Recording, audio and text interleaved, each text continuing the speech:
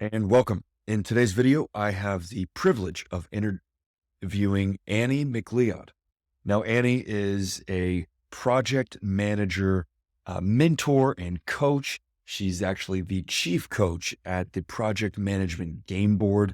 I've known Annie for a number of years, had the privilege of working with her on a few projects, and she certainly has been a mentor of mine in the realm of project management.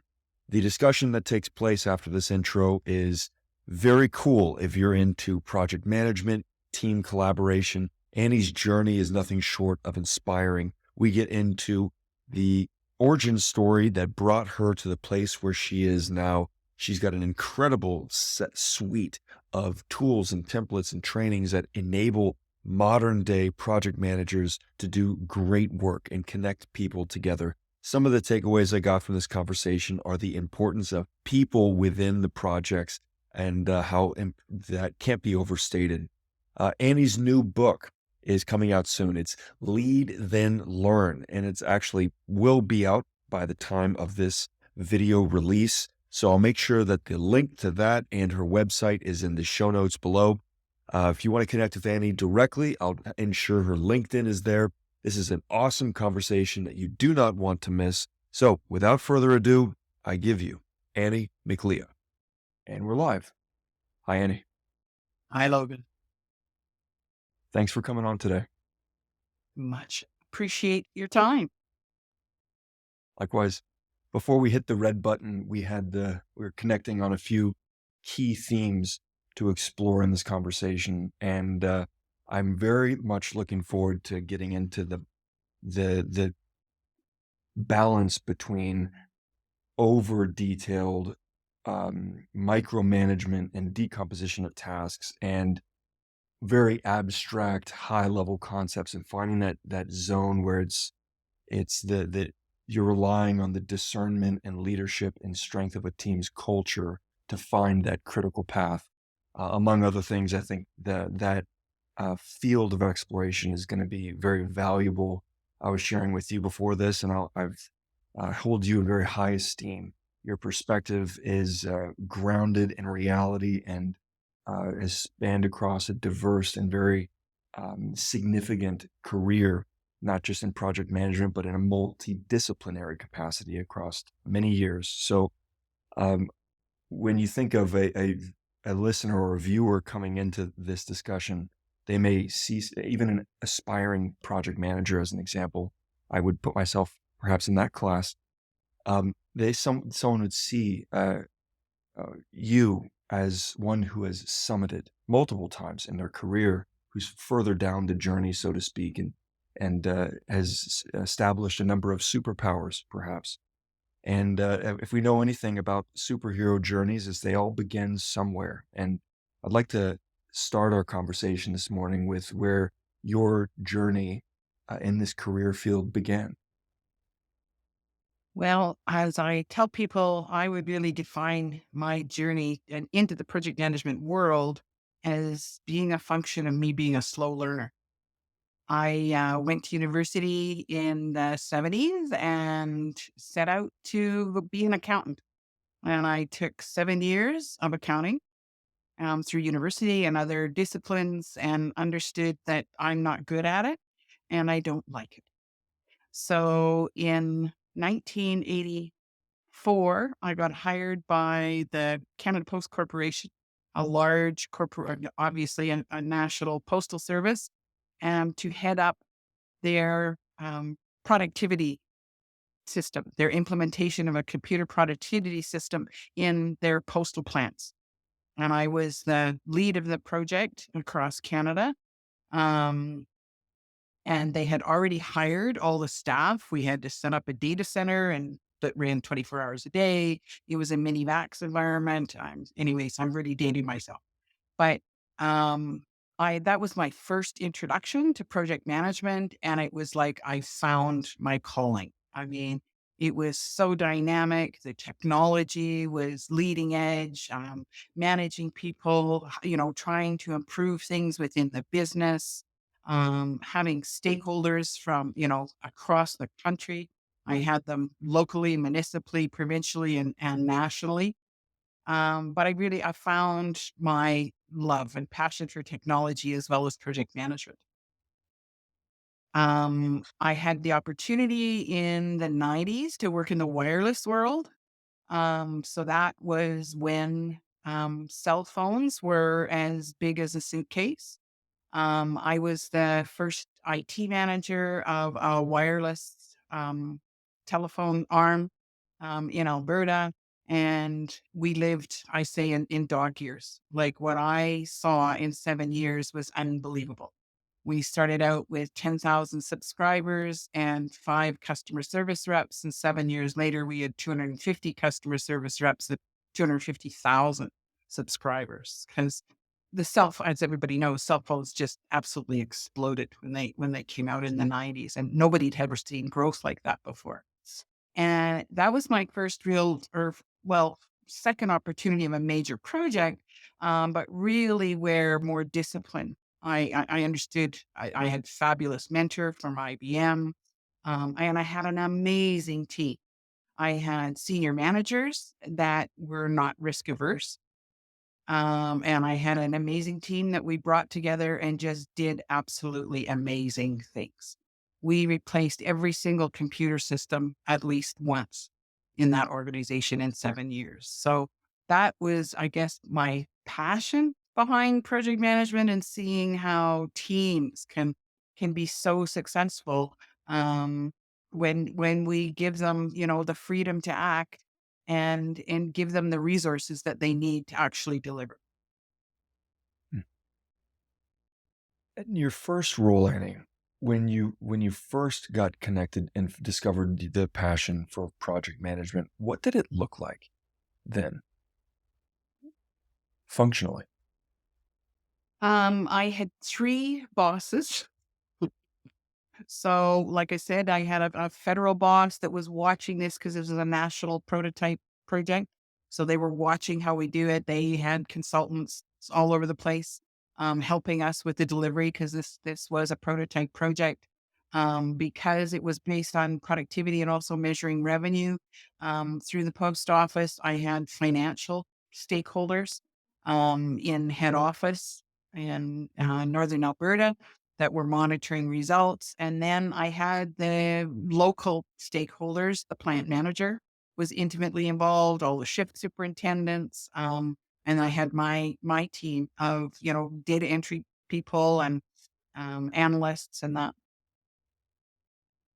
At the follow-on role with the cell phone company, when Mhm. you were on the team through that explosive growth, and you had a mentor from IBM and non-risk adverse senior management, what that said it sounded like there was an environment there that was conducive for high performance, or was enough freedom given to the teams and such. I wonder if you could paint the picture for functionally from a work product or deliverables standpoint, and how that manifested itself. I'm thinking Gantt chart, WBS, and some of the material outcomes or tools of the trade on that side. And then the human side that may be a little more abstract when looking at the project management field as a whole. That would probably be more along the activities or processes kind of aspect of it. I'm wondering if you could help um, unpack that a bit more, and how that additional discipline in project management came to life and what it looked like. That's a really good question. So I think there are a couple of aspects. I'll try and break some of that down. From a project management perspective, um, my mentor from IBM, they were the ones that he did all the Gantt charts, all the corporate reporting, everything I needed to pass an EDP audit with like corporate auditors. He did all that in the background. We never put a Gantt chart in front of our team. We had a war room where we were managing this project because most of the employees were seconded from their day jobs, and we managed with three whiteboards. So, I mean, this was in the early 90s. Yeah, definitely, I would not consider Canada or that telco was an agile type of environment. It was probably the most unagile, but really and truly, we were doing agile type methods in a very structured project kind of way. So we had one whiteboard that was a calendar that looked like a calendar, so people knew kind of where we were and what was coming up. We had one whiteboard that was just there for problem solving of, okay, what's the problems today? What do we need to do? And then the high priority tasks or high priority problems, depending on what stage we were at in the project, right? If we were doing testing, because we did some huge software implementations. If there was a whole bunch of issues and bugs, then we had our critical issues list that was on a whiteboard. So that was the project technical environment, I guess. We had regular stakeholder meetings. Obviously, we reported to senior management on a very regular basis. Um, but again, I think when you move now more to kind of the environmental aspects, I mean, before it really was a term, it was incredibly psychologically safe place. And to give you an example of that, when we first implemented the system, again, we had all those customer service reps, and this is a call center that operates 24 hours a day, 7 days a week. They have customers on the phone. They need sub-second response time, and our system crashed. And you could see it in a rolling wave because these people were all configured in like a big horseshoe kind of a design. And we saw their systems crash on one department, and you saw it roll all the way through. Wow. We went and ended up actually having to get a brand new piece of an AS400, a piece of equipment for IBM. It was drop shipped from their plant in the States. It would not fit in the corporate jet. So we had to hotshot it on a semi trailer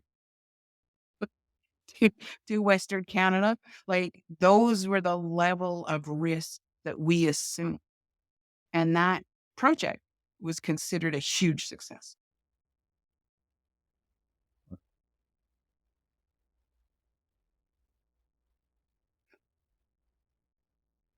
Sounds like an adventure. Definitely, it was an adventure. So how did that time in that chapter in your journey set you up for what happened next? Where did your career take you from those days?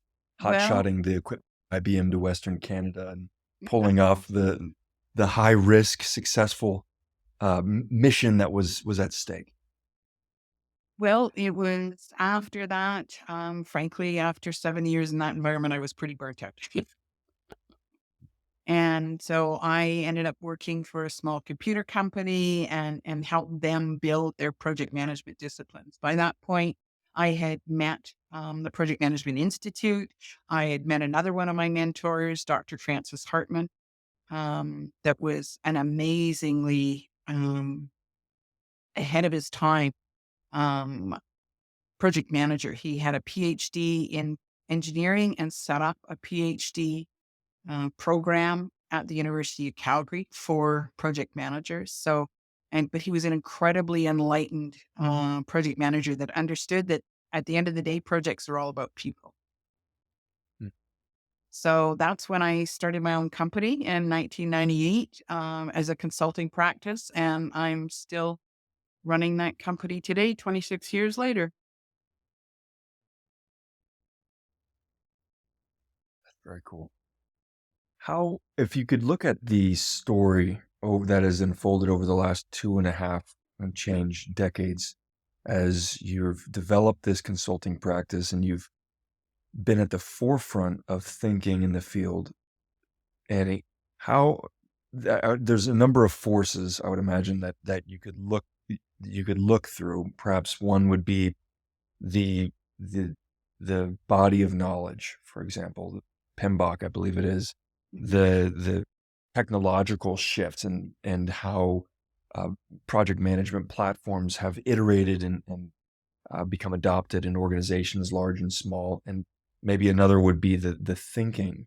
at various levels of organizations you've interacted with, thinking of managers, of operational teams, of even executives, how the concept of project management has evolved over Mhm. those 26 years. Those are very good questions, Logan. You are a very thoughtful individual. Um, so let's break each one of those down. So when it comes to the Project Management Institute at PMBOK, I had the opportunity again because of having that accounting background and getting a designation, understanding what that designation world looks like. So I was a CPA on paper, kind of thing. So, but that having that kind of a body and regulation, I mean, it carries some weight in terms of credentials and all those things. When I started out in project management, there wasn't such a thing. PMI, I think, has done an amazing job of having the profession, like creating project management into a profession. Um, and they aspire to a lot of, I think, amazing things, and they've done some amazing work in creating PMBOK. I mean, and a worldwide community that has exploded over the last 30 years, kind of thing. And I did have the opportunity to serve on the board of directors of a local chapter when I was in Calgary. Fabulous. I said I met my peeps when I got involved in a local chapter.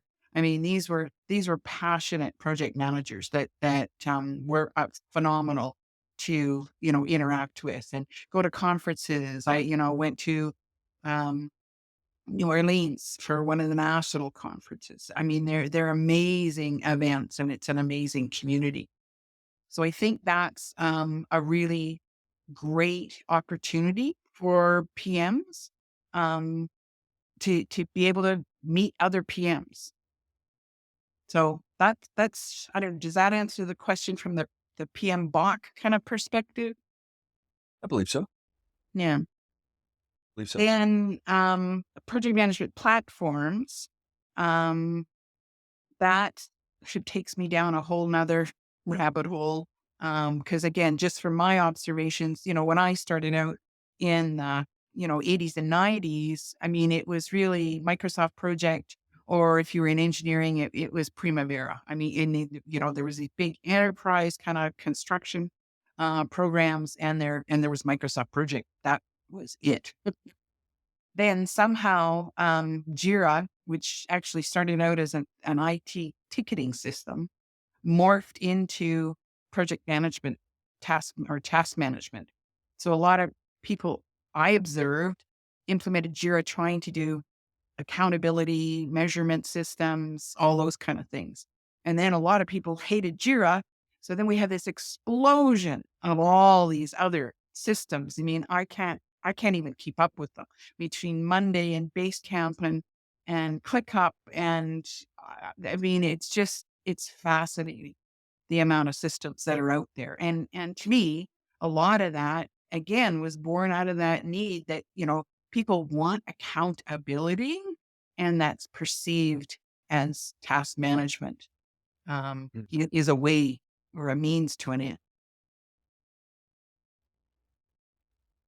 I know where there's potentially a third line of inquiry we could explore here, but I have a sense that unpacking that the perception of task management being this solution to accountability, I think going down that rabbit hole a little further would tap into one of the themes you and I connected on before we hit the red button on that over tasking blends into micromanagement and reduces freedom, and it actually causes this inherent pushback function. I wonder if that could if the conversation could start to bend in that direction, and how for the project manager on the ground today who thinks, I don't want to micromanage my people, but I need to maintain accountability on bandwidth and output, and I'm dealing with complexity at a scale that is daunting, to say the least. We've got an array of tools that are difficult to discern which one is even right. How do you make sense of all that and maintain an even keeled perspective? Well, I think there's a couple of things. I had a bunch of clients talking about accountability um, last fall, and so I jumped into AI to kind of do a thought experiment. And what does it mean to be accountable in a job versus accountable in a project? And the AI came back with what I thought was a really interesting model, because when you contrasted the work accountability from project management accountability with work, it made very sure that you were hired properly, right? So it's that intake process, right? You don't get hired for a job you're not capable of in when things are working properly. Right. Fair enough. In projects, that's not the way projects are done, right? We assign people, and usually they don't get a voice. Or is it That's a true. PM or somebody that understands the constructs or understands the mission of that project? You don't get to go out and cherry pick the people you want, which to me is a fundamental flaw between in the whole accountability model. That if you don't, um, if you don't get the opportunity to understand the scope well enough to understand the resources you need, you're set up for failure. You will not win. Interesting. And I think that whole situation has been exacerbated by our in-source, outsource kind of a world. I mean, teams are so fluid now that, you've got key vendors, if somebody has a strategic initiative that they're doing, they will reach out and acquire those resources through contracts, through vendors. I don't think those processes are efficient, effective, and thorough enough either, kind of thing. So that can also jeopardize that whole equation of, how do we get the right people working on the right stuff? How do we get the right people working on the right stuff? Well, it's complicated. It's understanding the right stuff, right? So taking that time. I mean, how many times? Because I think that's one of the things in projects, and particularly when we talk about technology, is we jump to solutions without understanding the problem. What phase of a project is that? Is that requirements gathering? Is that the It's planning or that. phase? It's very much like you talked about earlier, when you've got that strategic initiative. Um, you need to break it down. It can't be a one bullet point on a PowerPoint Yeah. slide. Right? There's a step after that one bullet Right. point, right? Because those are very key exercises, that strategy and Yeah. understanding the context of that strategy. Because most organizations pursue multiple strategies concurrently. But now it's taking that strategy and breaking it down into meaningful language. So that could be process improvement. I have one mentor of mine, Bob Gerst, that said, there is no project in the world you don't undertake unless it improves a process. Hmm. And that could be building a bridge. It could be implementing a computer system. And we had quite a bit of wine and debated that back and forth, but I was never able to prove him wrong. It's a solid position. What is the categorical overarching term for this concept? I can relate to it from my own direct experience on the propensity for for executive stakeholders, for IT teams to jump to the solution, as you said. And the big question I asked a few minutes ago was, how do you get the right people working on the right stuff?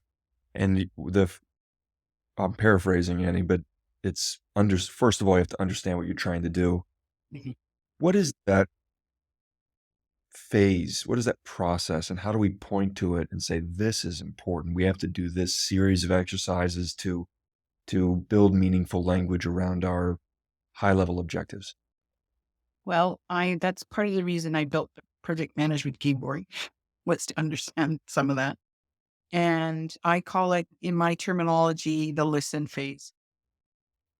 And you're very much listening, getting data, understanding context, looking for key performance indicators, looking for possibilities. In the procurement process, we used to traditionally call that the request for information, where you used to go out and do market scans and say, what is the art of the possible? And with our ubiquitous computer systems now, the art of the possible is unlimited, right? I mean, it can be anything you would like it to be, but the art part is breaking it down. What does that really mean, and what can you afford? Hmm.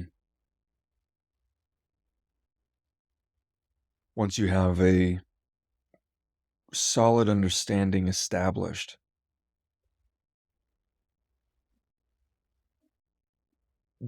is that the building blocks for some of the more traditional things one would expect in terms of work products or artifacts, such as the work breakdown structures or the Gantt charts, or is that skipping ahead?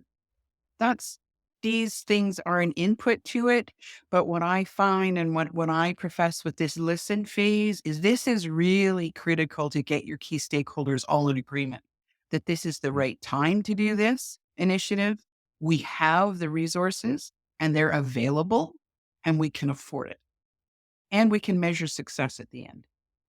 So, and it's getting that corporate um, agreement and getting people in a room, having some really critical discussions about is that going to work for us right now?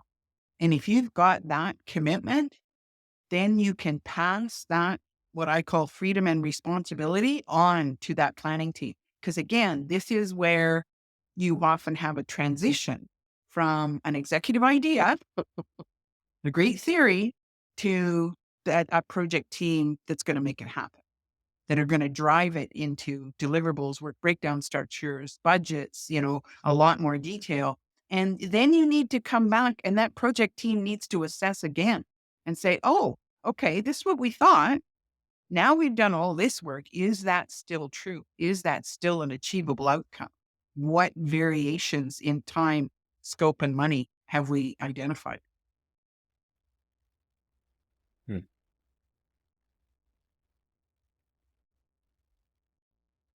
What do you think are the largest, most common misconceptions at varying levels of organizations, large and small, um, with regards to project management? I've seen, especially in the last few years, a lot of backlash from people about project management. Senior executives, no, I don't want a project manager. Project management is just overhead. You're going to slow us down. I don't want all that bureaucracy. What's what do you think the root cause of that is? Well, I mean, project managers with their detailed task systems, they have a lot of data.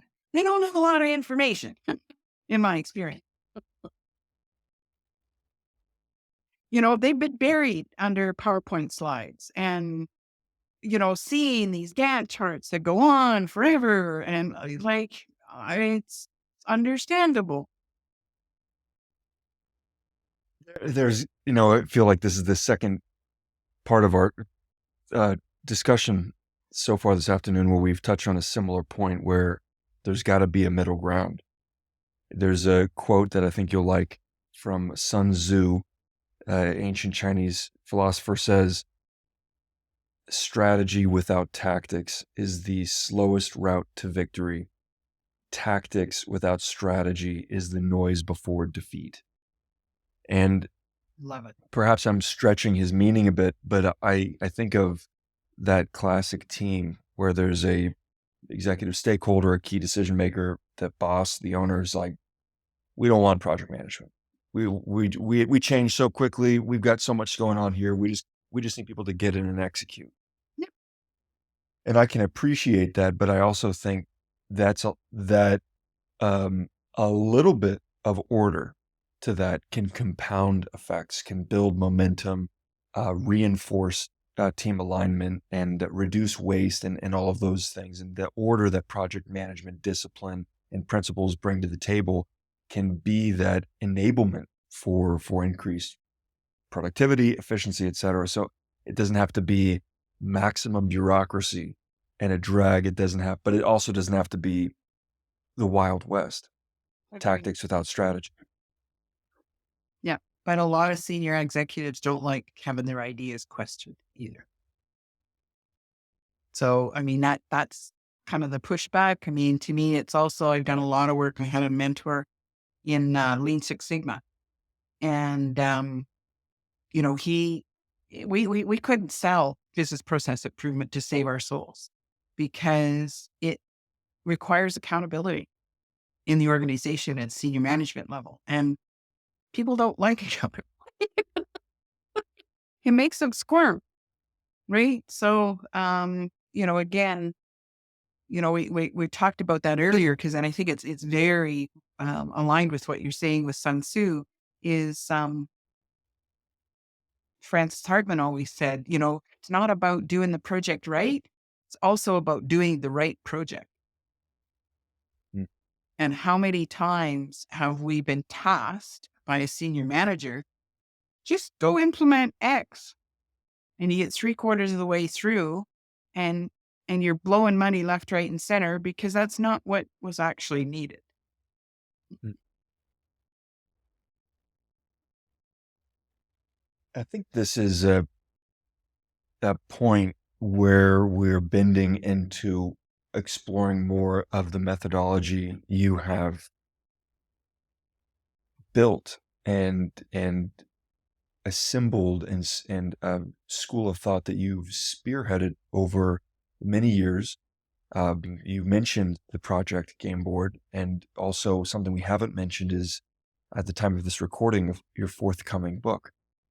I'm wondering, Annie, if you wouldn't be against sharing some of the overarching concepts of that methodology, to include the listening phase, but using that as perhaps an anchor point to bring people into that way of approaching project management in modern organizations.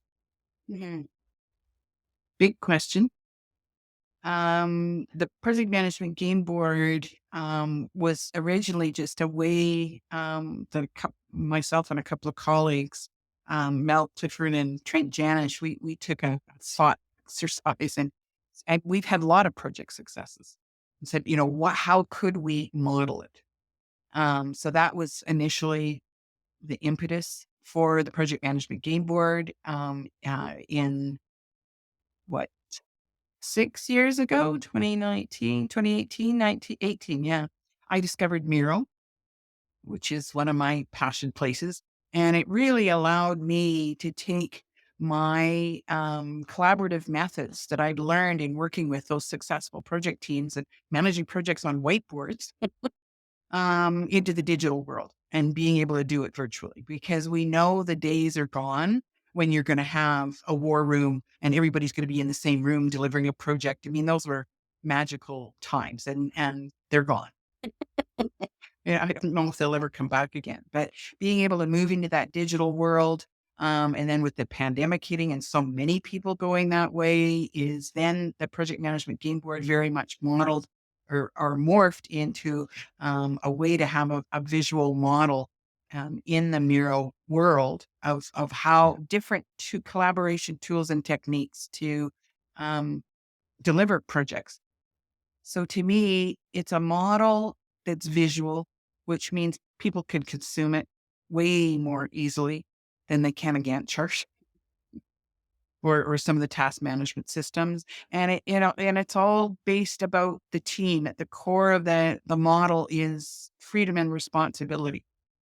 So that's what I want. What I've observed in the last 40 years, my most successful project teams had the freedom to do what they needed to do because they understood what they needed, what the end result would be. They knew their mandate. They knew they had their support through the organization, but they also had responsibility, right? If there were people that weren't performing, I mean, that's back to the other, when I was talking to AI about accountability, that's one of the things we don't do well is make people responsible for their actions. If they're not performing to what they need to be, there needs to be consequences. That could be retraining, it could be that they're in the wrong job, all those kinds of things. But, there has to be the responsibility aspect. We can't just give people carte blanche, go do whatever you want, because we have budgets and customers and stuff that have expectations. So that was one part of it. I think you had other parts of the question.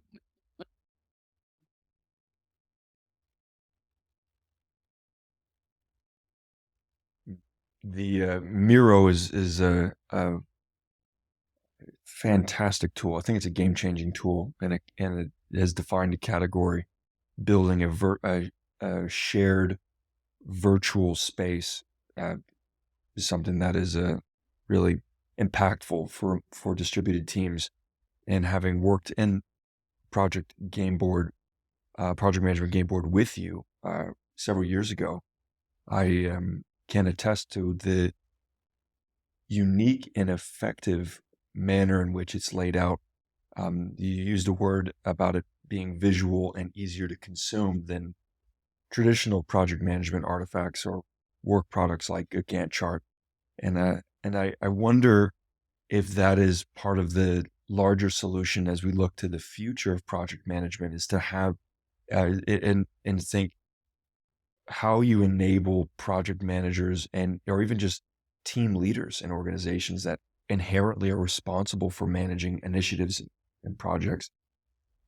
If you could leave them with some tactical recommendations, is it focus on leveraging the visual tools or methods that are easier to consume the information for team members? Because the real goal is for everyone to be aligned and rowing in the same direction at the end of the day.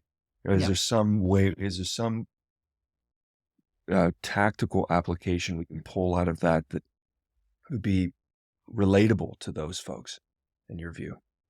Well, I don't know if that's yeah, I understand what you're saying, and it's complex, and I don't want to oversimplify it. But again, what I've observed in this much more digitized world is everybody works different. That mm, some people can manage with a checklist on the side of their desk on a piece of paper. Other people love Gantt charts, spreadsheets, especially if you're getting into the engineering disciplines and that, I mean, those guys and gals now, they chew that stuff up. I mean, they just live for a wonderful, wonderful spreadsheet. But there's so much neurodiversity. There's so many different tool sets out there, that you can't impose what works on one individual.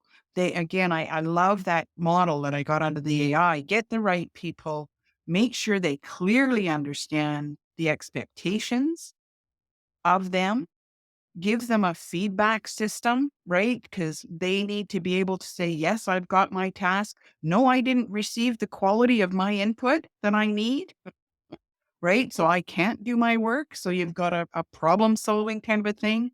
And then you've got ways to communicate to key stakeholders, what the team needs to communicate to understand where the project overall is versus key stakeholders. Those are different things. And if you can find different communication methods, and again, I just don't think there's a silver bullet out there now. But there are, and you've got to just keep iterating and keep adjusting and finding what works for your team. And just do retrospectives religiously to keep going. mm. Thanks for sharing that. Annie, I know my job and commitment as a timekeeper is to start landing the plane here shortly, but I am hoping we could shape the discussion and our final few questions from where the field of project management is going from your perspective. We talked a little bit about where it's come from and perhaps even some of where it's at now, some of the patterns we're seeing. But when specifically you think about the impact of AI on the field, what's your perspective on it as a enablement or as an enabler or as a disruptor perhaps to the profession, and what's your view on the whole thing? Well, I'm a optimist and I love dabbling in tech. I am definitely a geek at heart. And I love the power of AI. I mean, um, I find I'm hoping and seeing that it will take some of the mundane pieces out of a project manager's needs. Like there's things like Tom's Planner that's out there that's an AI based Gantt chart generator, and it is freaking phenomenal. You've got a project and you're a brand new project manager. You don't know where to start. You put in 3 sentences of what your project scope is. It spits out a pretty robust Gantt chart with some good milestones and key tasks. Like it's a great place to start. I had a colleague of mine. Her son is a brand new, recent grad in hockey management. He's working for a hockey team, and he has to organize a golf tournament and, never done it in his life kind of thing. And he put it through Tom's planner and boom, boom, boom, its key milestones and away he goes. Right. Cause that's the thing is I think project management is a skill set people need. It's not a role as much as it used to be. I think it's skill set that a whole variety of people can benefit from along the way. So I think AI will bring some of the mundane tasks of tracking, details, doing specific earned value reports. I think it should take away some of those things and hopefully bring out the human side of project management. Because I passionately believe it's all about the people. You got the right people in the room with the right mission, you can do anything. I did a little workshop last year when Miro first introduced their AI, and we brought, I don't know, 15 people in and did a thought experiment with AI of saying, okay, we're going to take and drop an egg from the tallest building in the world, and your mission is for it to land without breaking. And we used AI to spec out some different what kinds of equipment would we need, what other processes and parameters we did. And in 20 minutes, we built a solution to that problem. Yeah. So I think AI is going to be amazing for project managers going forward. Thanks for sharing that, Annie. That's cool. I like what you said about project management transitioning from being such firmly positioned as a role and transitioning more into a skill set, and how it will alleviate some of the mundane tasks for project managers and allow for the more human centric elements of project management to come to light. Uh, I I think probably my final question would be about um, helping your team develop these skills and building them yourself. Certainly going through Project Management Institute and all of the many training programs that are out there in the world, but one resource is forthcoming that I think would probably be meaningful to add to the repertoire of a aspiring project manager, and that would be your new book coming out here soon. Mhm. Yeah. So I've had an opportunity to work on this over the last 2 years. It was really, I mean, it is definitely my career legacy piece. It's given me the opportunity to kind of, what have I learned over the last 40 years? And again, particularly focused on collaboration. So the book is Lead, Then Learn, Powering Project Teams with Collaboration. and it's going to have a whole bunch of downloadable resources. It goes through the Project Management GameBoard with every leg and every step within the leg, and it has suggested options for people to try collaboration techniques, because I think it can do kind of achieve two key things with the book is bringing that more human side into. So if you've got very, I don't know, rigid organizations, they've got a PMO that has very strict guidelines, you shall and you will do your statement of work and your requirements and your WBS this way. That's all great.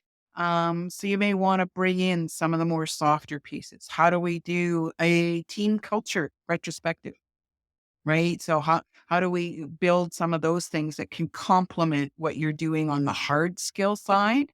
So I've got recommendations of different activities, how you can bring that into your organization and increase your collaboration skill sets. And then the other piece too is I think project managers can really benefit from, especially in startups and technology companies, of just having some real basic of project management to take and reduce the chaos into some project efficiencies. So the specific legs of the board, like touching those four bases of listen, understand, create, and reflect. And just so you can start getting some consistency. So understanding roles and responsibilities in projects can be really helpful too. So it's trying to help PMs from those two sides. Hmm, fantastic. Thank you for sharing that. I will make sure that the link to the pre-order at the time of this recording is down below in the description, and you'll find my name at the top of the list, Annie. I'm looking forward to combing through it, to absorbing the knowledge and applying it. What haven't we aligned on or explored in this conversation that you feel like we probably should before we break for the day? Well, I think we covered an awful lot of territory. I believe so too. Yeah. My hope is that perhaps we're planting the flag here, and perhaps at some point a little further down the road, we'll pick it back up and continue the exploration and a Yeah. follow-on discussion. I really enjoyed the conversation, Logan. Likewise, Annie, thanks for your time today. You're very welcome. See you in the next one.